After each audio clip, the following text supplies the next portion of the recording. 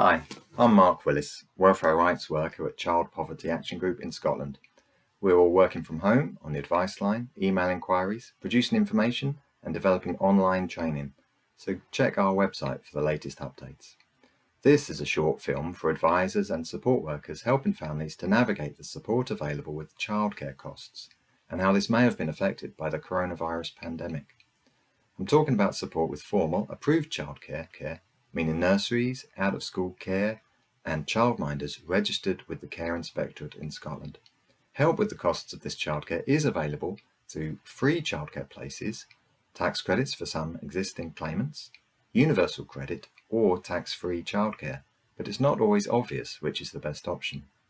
The coronavirus pandemic has meant that childcare providers in Scotland have been required to close to all but the children of key workers and vulnerable children. This will change as people start to go back to work, and the impact on the support available has to be considered. First of all, some children are eligible for a free childcare place of 600 hours a year, or around 16 hours a week in term time. Local authorities are required to offer this free childcare place for all 3 and 4-year-olds if their parents want one. 2-year-olds in families in receipt of certain benefits are also entitled to this free childcare place. Funding for free childcare is still being made by local authorities to childcare providers, including for children who are currently unable to take up that place due to social distancing. So if a child has a free childcare place or becomes eligible for one, for example, because their parents are on universal credit and earnings in the last assessment period were less than £610, the place should still be available for them when it is safe to return. Parents should contact their local authority for more information on securing a free childcare place. Secondly, if someone is already getting tax credits, they may be able to continue getting working tax credit, which can include help with childcare.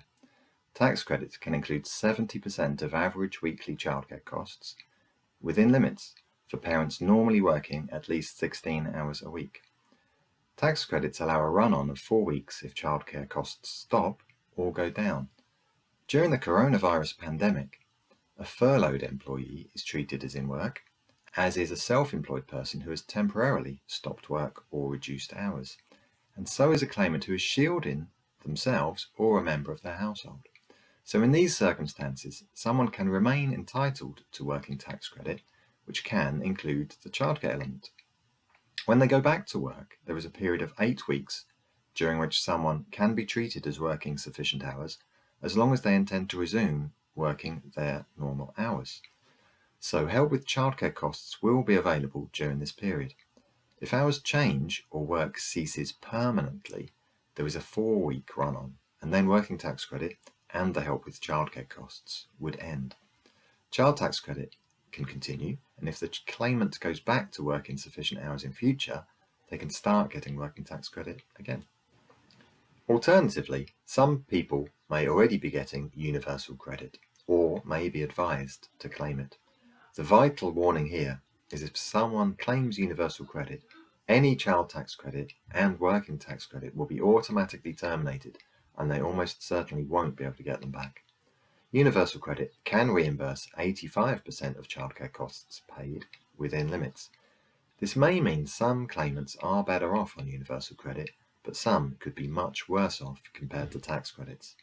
So it is necessary to do a full benefit check before advising someone to claim universal credit.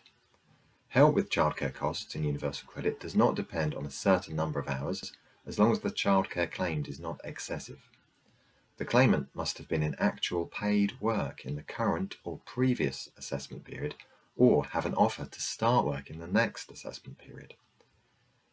So furloughed employees would only be able to get help with childcare costs in the assessment period after stopping work and the assessment period before going back to work.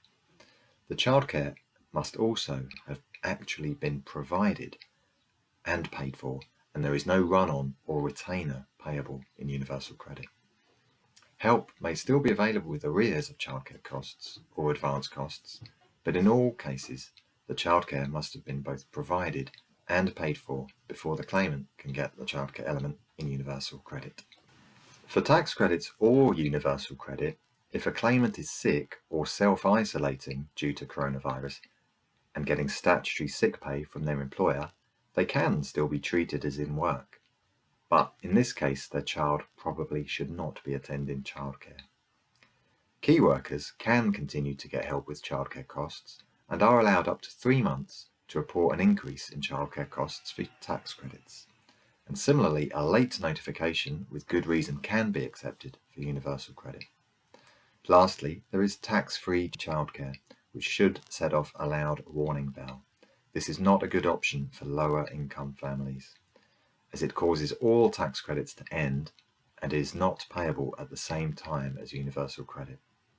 It only helps middle and higher income families who are not eligible for any tax credits or universal credit and could get help with 20% of their childcare costs. So, thanks for watching, and remember you can find more information on Ask CPAG and look out for upcoming online training on childcare costs.